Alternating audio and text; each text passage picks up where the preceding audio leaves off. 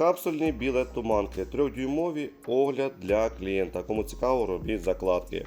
3-кольорові на 4 уха і що маємо повністю захищені від вологи та пилу, максимальне потужне ближнє світло. Включаємо.